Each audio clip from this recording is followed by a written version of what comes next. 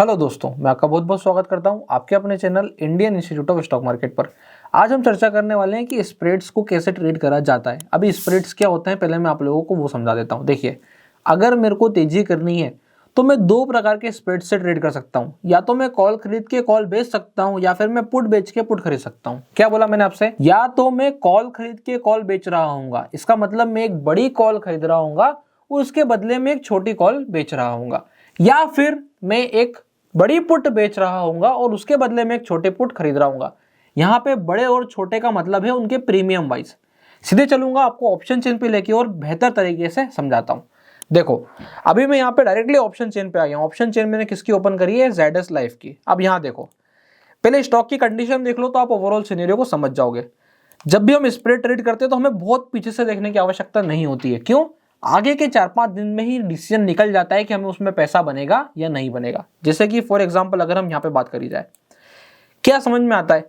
इस overall chart को देख करके ये समझ में आता है कि यहाँ पर ये जो है एक टाइट रेंज में फंसा हुआ है। बोले कौन से टाइट रेंज? यहाँ देखो, एक रेंज ये हो गई और एक रेंज ये हो गई। ये रेंज के अंदर में अभी ZS लाइफ साइंस फंसा हुआ है। तो यहां से मेरे को क्या करना चाहिए? अभी देखो, इसने क्या करा है? बोले मध्य करी है। अगर इसने मध्य करी है तो यहाँ पे क्या होगा? इसने रिसेंटली पुट्स के प्रीमियम बढ़ाए होंगे, क्योंकि मुझे पता है इसकी रेंज 955 तक है। तो मैं क्या करूंगा? फॉर सेफ्टी परस्पेक्टिव, मैंने क्या कहा आपसे, स्प्रेड दो प्रकार से होती है। या तो मैं कॉल खरीद के कॉल बेचूं। क्या आपको यहाँ पे तेजी नजर आती है? जवाब आएगा एकदम नहीं, ये रेंज के अंदर है। क्या मुझे यहाँ पे मध्य नजर आती है? फिर से जवाब आएगा नहीं, क्योंकि ये रेंज के अंदर है। इसलिए मैं यहाँ पे बाइंग वाली यानी कि डेबिट वाली स्प्रेड का इस्तेमाल नहीं कर सकता। बात समझ में आई? कब मुझे डेबिट वाली स्प्रेड का इस्तेमाल करना है और कब मुझे क्रेडिट वाली स्प्रेड का इस्तेमाल करना है, ये चीज सबसे ज्यादा इंपॉर्टेंट हो जाती है। अभी डेबिट वाली स्प्रेड का मैं इस्तेमाल तब करने वाला हूं जब मुझे मूव दिखाई देगा, यानी कि कोई तेजी होगी। अगर कोई तेजी होने वाली दिख रही होगी तो ही मैं क्या करूंगा? डेबिट वाली स्प्रेड का इस्तेमाल करूंगा। नहीं तो मैं किससे काम करूंगा? शांति से वेट करके अपने क्रेडिट वाले से काम करना है। और अगर आप लोगों ने मेरी कैपिटल रिक्वायरमेंट वाली वीडियो देखी है, नहीं देखी है तो उसको जाके जरूर चेक करना। उसमें मैंने सारे तरीके बताए थे। उस तरीकों में मैंने बताया था कि कितने कैपिटल आपके पास मिनिमम होना चाहिए।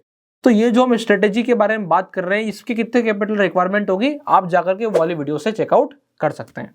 अभी ध्यान से देखो, यहां पर मैं ये मान के चलता हूं कि लाइफ साइंस अभी हाल तेज है और ये इसके नीचे भी नहीं आएगा। एक अंदाजा हमने लगाया कि ये इसके नीचे भी नहीं आना चाहिए। अभी इसको भी प्रोटेक्ट करना चाहिए।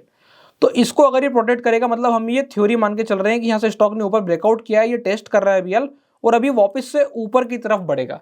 तो ऐसे में मेरा ट्रेड क्या होना चाहिए? तो मैंने आपको क्या समझा दिया कि क्योंकि ये टाइट रेंज में है, इसलिए मैं यहाँ पर क्रेडिट साइड से काम करने वाला हूं। क्रेडिट साइड से कैसे काम करते हैं अब ये देखना। यहां पर मैं क्या करूंगा?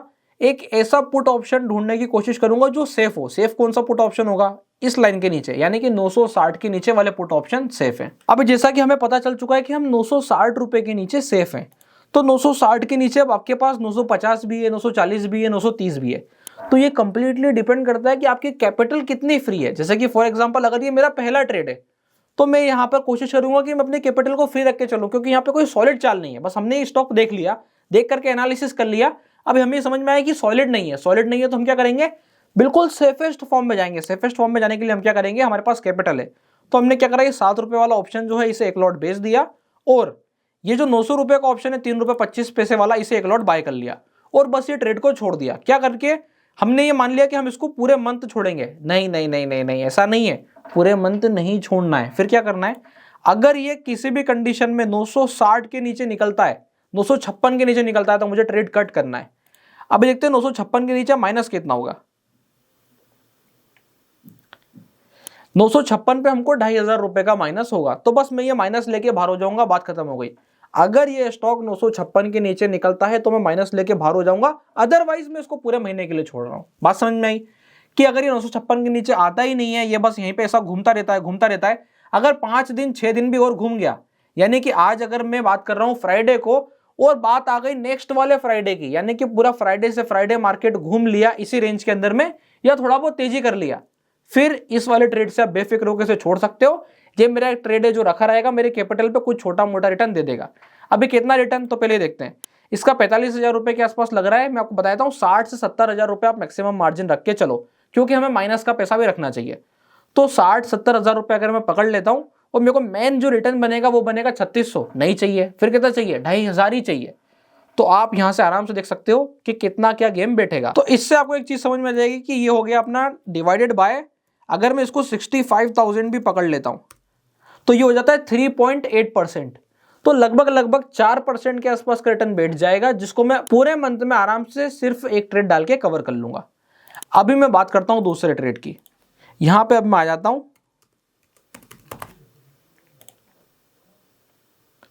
स्पेसिफिक स्टॉक पे। अब इसका एक एनालिसिस है, क्या एनालिसिस है कि ये स्टॉक नीचे से जो एक फॉल किया था, जो एक अडानी की बेड न्यूज आई थी, बेड न्यूज को कवर करके उसने पूरा ग्रैब कर लिया है। और अब यहां पे जो सिचुएशन बन रही है, अगर आप ध्यान से देखोगे तो ये स्टॉक यहां पे होल्ड होकर के रिटेस्ट करने के बाद अगले मूव की तैयारी कर रहा है। तो अब यहां पे क्या बनता है, यहां पे बनता है क्रेडिट की जगह पे डेबिट का ट्रेड। बात समझ में आई? अभी डेबिट के लिए स्प्रेड कैसे ट्रेड करते हैं ये देखना। ये वाला ट्रेड मेरा कंप्लीट हो गया है। अभी डेबिट के लिए ट्रेड करना है तो कैसे ट्रेड करेंगे, लेवल क्या इंपॉर्टेंट, तो देखो ध्यान से। यहां पर अगर स्टॉक वापस से पलटी मार के नीचे जा सकता है तो सिर्फ उसके लिए एक ही जगह बचती है, वो बचती है ये वाले लेवल की, कि अगर ये 554 के नीचे जाता है तभी इसको दिक्कत है, अदरवाइज दिक्कत नहीं है। तो मैं क्या करूंगा, ध्यान से देखना। यहां पे मैं गेम प्ले करूंगा डेबिट से। बोले कैसे करेंगे, अभी कहां पर है, 548 है, मतलब 550 के आसपास है, ठीक है। तो सीधे हमने 550 ही पकड़ लिया, इसको कर दिया मैंने एक लॉट बाय। और दूसरा यहां पर मुझे सेलिंग करनी है, टारगेट कहां तक का लगता है, 580 का, तो मैं 580 के भी ऊपर का ऑप्शन बेचूंगा। तो यहां पे अब 580 के भी ऊपर का ऑप्शन बेचता है 585, 590। तो कंडीशन क्या बनती है, या तो मैं 580 के ऊपर का बेचने जाता हूं तो प्रीमियम छोटा हो जा रहा है, तो इसलिए मुझे 580 को ही बेचना पड़ेगा। बात समझ में आई कि क्यों 580 बेचना है, क्योंकि 580 के ऊपर के प्रीमियम बहुत छोटे हैं। तो मैंने हाल फिलहाल के लिए भी 580 बेच दिया।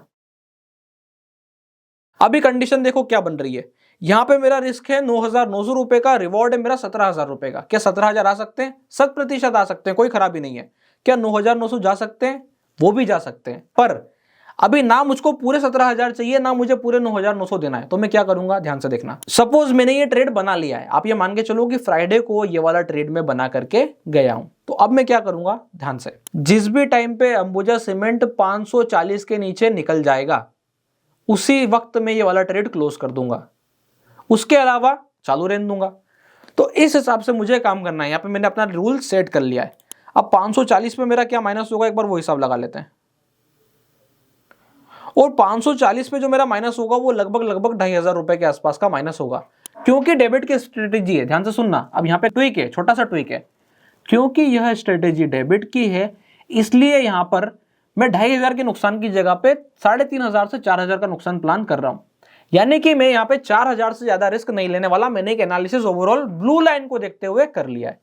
अब अगर मैं यहां पे 4,000 से ज्यादा का रिस्क नहीं लूंगा, इसका मतलब एक चीज बिल्कुल क्लियर है कि जैसे ही मुझे इस वाले ट्रेड में 7,000 या 8,000 बनेंगे, मेरे को काट के निकलना है। तो 7-8,000 आज की तारीख के हिसाब से कहां पे बन जाएंगे, 570 पहुंचने पर। अभी 570 कहां है, ये रहा 570, यहां जाके 7-8,000 बनने वाले हैं। अब सवाल आता है कि क्या ये 570 आएगा। देखो, ये 570 नहीं, ये 580 भी आ सकता है। इसी के हिसाब से ही तो मैंने डेबिट स्प्रेड का ट्रेड लिया है। अगर श्योर नहीं होता तो क्या करता, क्रेडिट लेता। एक और चीज, क्या ये वाली कैपिटल फ्री कैपिटल का ट्रेड है? बिल्कुल भी नहीं, ये कैपिटल एग्रेसिव कैपिटल का ट्रेड है। मतलब कि ये वाली कैपिटल का परफॉर्म करना जरूरी है। डेबिट के ट्रेड्स को परफॉर्म करना जरूरी है, क्रेडिट के ट्रेड्स परफॉर्म नहीं करेंगे तो भी पैसा आ सकता है। इसलिए वहां पर नुकसान बड़ा दिख रहा था और रिवॉर्ड छोटा, और यहां पर नुकसान छोटा है और रिवॉर्ड बड़ा। बात समझ में आई? ऐसे में अपने स्टॉक्स को बाइफरकेट कर लूंगा अलग अलग सिनेरियोज में और उसके हिसाब से प्लानिंग करूंगा। आई होप आप लोगों को ये स्ट्रेटेजी अच्छी लगी होगी, तरीका पसंद आया होगा। अगर तरीका अच्छा लगा हो तो वीडियो को लाइक करें, चैनल को सब्सक्राइब करें। एक और चीज मैं आप लोगों को बता देता हूं, आप अगर इस वाले तरीके से वर्क करना चाहते हैं तो आप वीडियो के नीचे कमेंट कर सकते हैं। मैं आप लोगों को स्पेसिफिकली आगे भी इस वाली चीज पे वीडियोस बनाऊंगा, तो आप लोगों को और पता चलता जाएगा। ध्यान देने वाली बात क्या है, वीडियो के नीचे कमेंट करके बताना है कि हाँ, हम भी इस तरीके से काम करना चाहते हैं। तो डेफिनेटली मैं और भी वीडियोस इसके ऊपर प्लान करूंगा। अगर आप लोगों को वीडियो अच्छी लगी हो तो वीडियो को लाइक करें, चैनल को सब्सक्राइब करें। इसके अलावा अगर आप लोगों ने अभी तक अपना डीमेट अकाउंट नहीं खुलवाया है तो डिस्क्रिप्शन के नीचे लिंक मिल जाएगा, आप जाके अपना डीमेट अकाउंट ओपन करा सकते हैं। तब तक के लिए बहुत बहुत धन्यवाद।